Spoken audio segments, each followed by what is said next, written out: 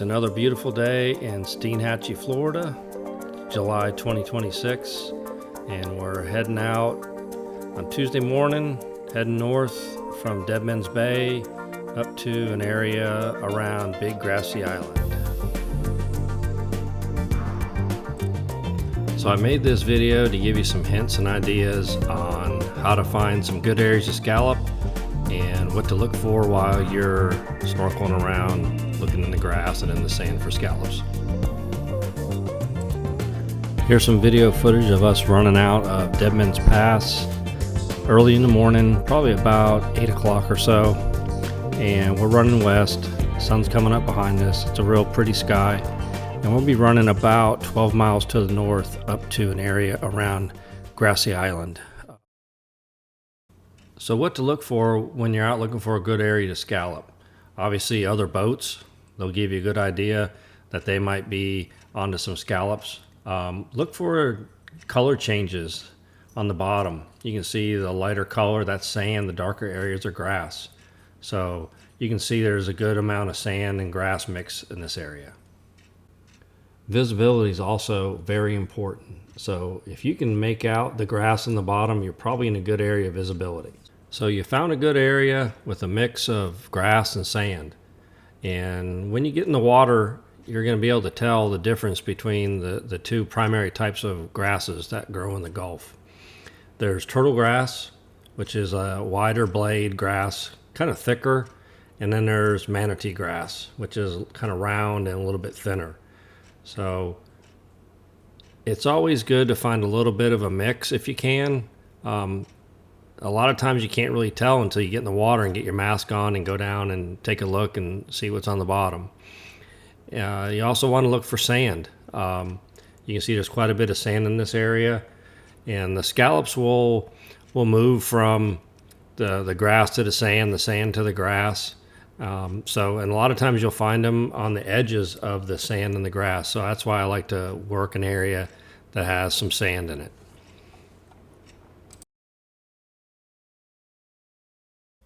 So this is the first area that we tried out on Tuesday morning. It's about 5 or 6 feet deep here. It's got a good mix of sand and some turtle grass. So I just like to work the edges, see what I can find. And when they're laying in the sand, if they're laying kind of like their camouflage side up, they kind of blend in with the sand a little bit. So you just kind of have to kind of look for almost like kind of like a rock sitting on top of the sand. It's usually a scallop. So there's two right there. You can see their camouflage side up, if you will. That one, the lighter side was facing up, so a little bit easier to see. But just work the edges and you'll probably find some scallops if they're in the area. If not, you just have to kind of work around that area, see if you can find some, and if not, then pull the anchor and go to another area. That's what scalloping's all about. So this is the first time that I've ever done any underwater video. So I've got the camera in my left hand, I've got my bag clipped to my shorts, and I've got my right hand as my picking hand. So doing my best to try to pick up scallops, put them in the bag with one hand. Not the easiest thing to do, but I managed. One of the things that I've always said to everybody that has gone scalloping with me is that if you find one, kind of circle that same area, because where there's one, there's probably two or three or four. This trip, we found quite a few bunched up all together in some areas. Later in the video, you'll see they're just everywhere.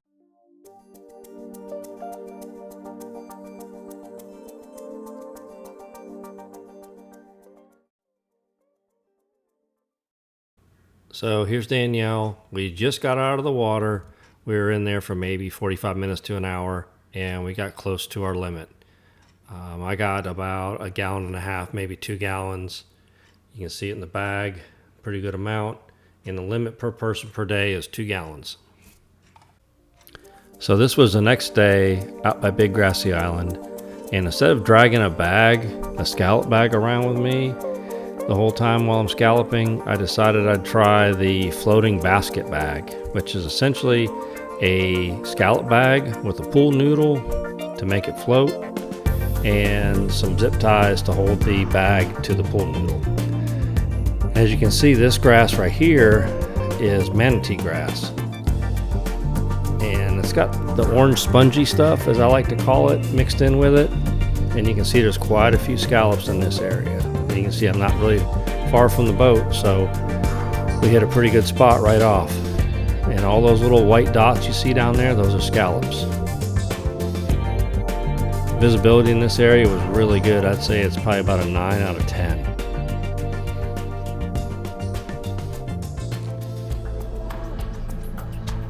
As you can see, they're just sitting in the grass. They're pretty much everywhere.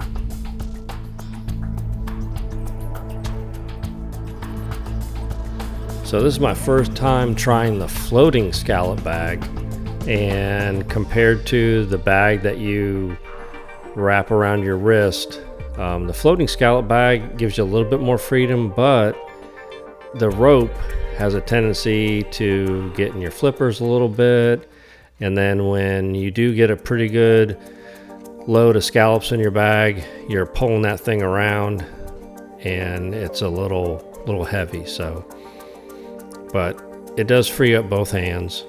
That's the one good advantage with the floating scallop bag. As you can see, they're pretty thick in this area.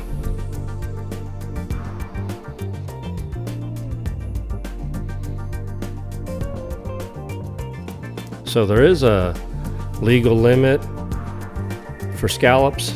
They've got to be 2 inches in diameter or larger, and the primary reason why they set them at 2 inches and larger is because at that size, that's when they start to release, the females release eggs and the males release sperm to fertilize the eggs.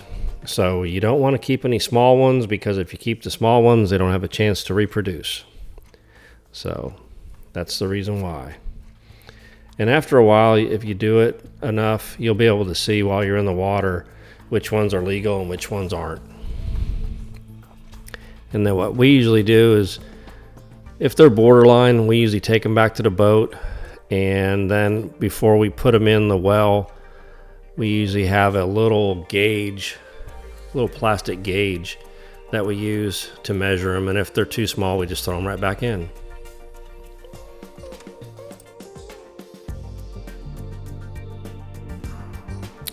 And you can see my scalloping partner, Danielle. There she goes. She's got one off the bottom right there.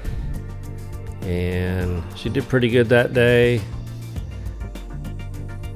There she is.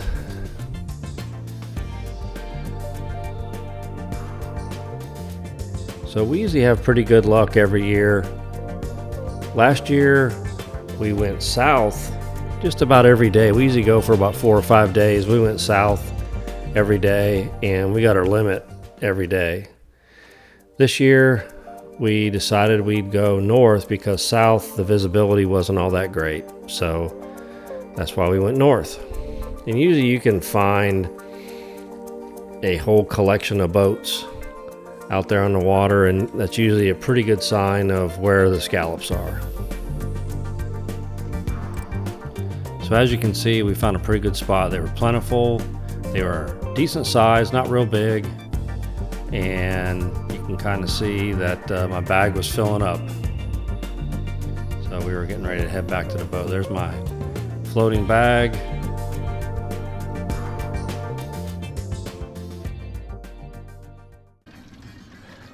All right, so we just went out for about 20 minutes and I pretty much got my limit. Danielle got probably about half of hers. Here's my bag. They're all in this grass right behind the boat, as you saw in the video. That's Danielle's catch. So we're gonna have to measure them here in a minute. Having fun? Yes. All right. So what's the best depth to find the scallops at? It varies. Sometimes you'll find them in 4 feet, sometimes you'll find them in 6, sometimes you'll find them in 8. This trip, we primarily found them in about anywhere between 5 to 8 feet. So field of view is also something you need to take into consideration. 4 feet, your field of view is very narrow. 6 is probably ideal. 8 feet is good also, but then again, you're looking 8 feet down from the surface to try to find something. So another variable that you need to take into consideration is the current strength. And that's going to determine how fast the water's moving. And so I put a current table in the graphic right here, and you can kind of see the yellow is kind of a medium, the red's a high current, and the green's a lower current. And depending on the moon phase, that will drive what type of current you're going to experience. So the lowest currents are usually around the first quarter or the last quarter of the moon phase. You also need to know when the high tide and the low tide is, especially the low tide, because it gets pretty shallow out there on the grass flats. So the last thing you want to do is get stuck on a low tide. The high tide and the low tide times is when the current is the least. They call it a slack tide.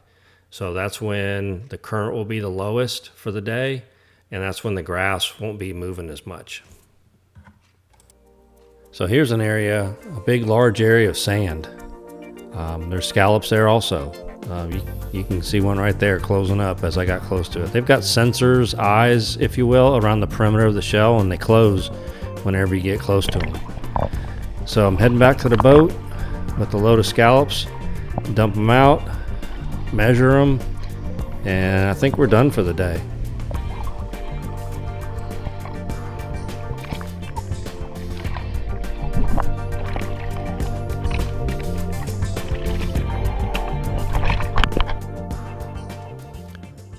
So after we got our limit, I decided to jump back in the water and do a little bit more video of the bottom, the grass, and see if I couldn't find some more wildlife.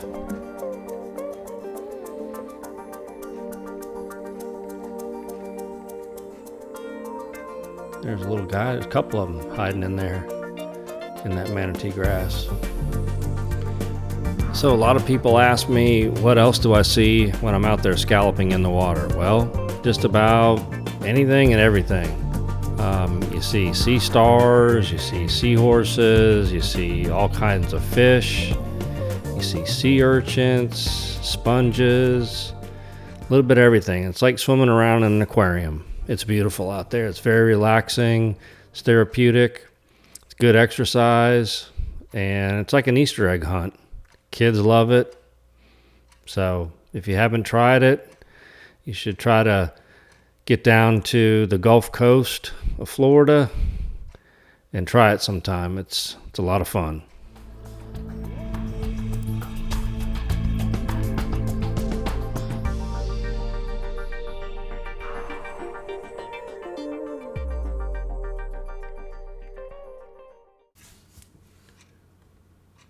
So the lifespan of a bay scallop is about 1 year to 2 years.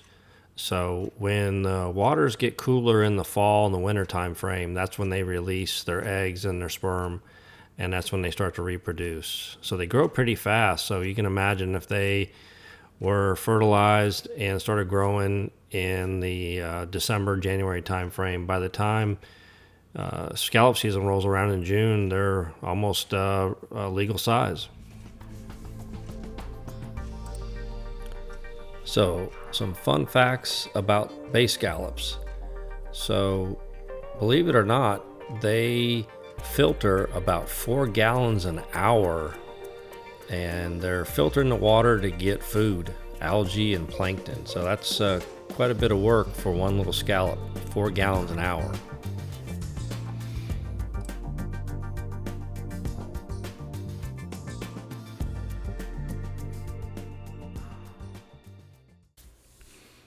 So what to wear while you're scalloping?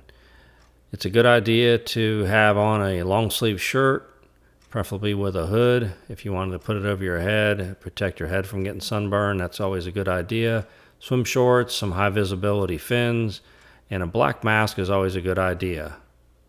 And you got to have a scallop bag or some way to collect your scallops. You can see I've got my floating bag with me right there.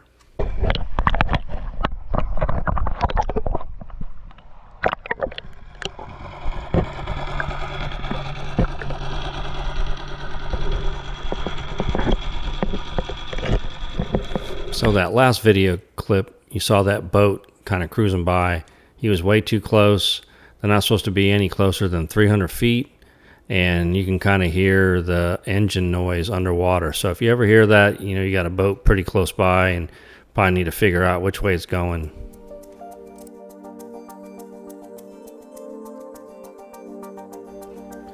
A little bit more video of the area up by Big Grassy Island. Pretty grass beds on the bottom.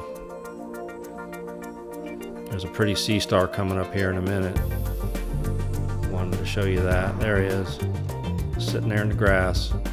So we got our limit each day, anywhere from 20 to 45 minutes. So we were in and out of the water pretty quick, almost too easy.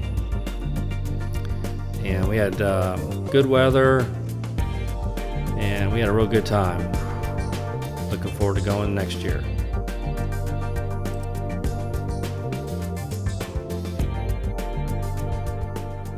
So we were just getting ready to leave. We were out there by Big Grassy Island, and we were the first boat out there this morning, and then you can kind of see these other boats just kind of came up on us, and they're way too close. You can see the little graphic that I got up on the screen. You're not supposed to be within 300 feet. You can see these guys are a whole lot closer than 300 feet. And you're supposed to be diving, snorkeling within 100 feet of your boat. So here we are running back from Big Grassy Island back to Deadman's Bay. It was a beautiful day. The water wasn't too bad. It was maybe like about a half a foot to a foot of chop. And the 1995 162 Scout gave us a smooth ride. And the 2025 Suzuki 90 horse ran great the whole trip.